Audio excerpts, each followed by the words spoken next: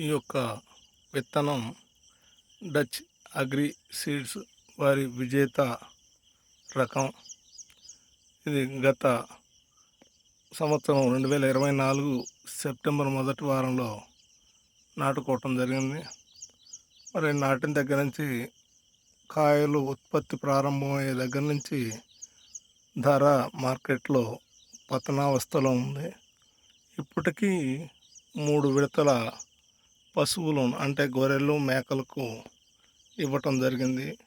ఎందుకంటే ఈ యొక్క కాయలు కోస్తే కూలికి మాత్రమే వస్తున్నది.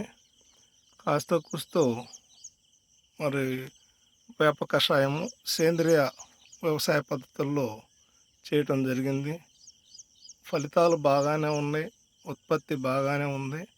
కానీ ధర విషయంలో తీవ్రంగా నష్టపోయే పరిస్థితి ఉంది. ఇది జూన్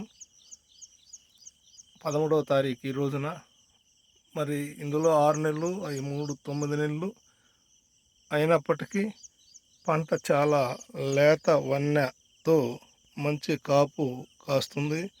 ఎకరానికి 40-50 బస్తాలంటే తేలిగ్గా కటింగ్ అయ్యే పరిస్థితి ఉన్నది. అయినప్పటికీ దీని యొక్క కూలికే రావటం జరుగుతుంది.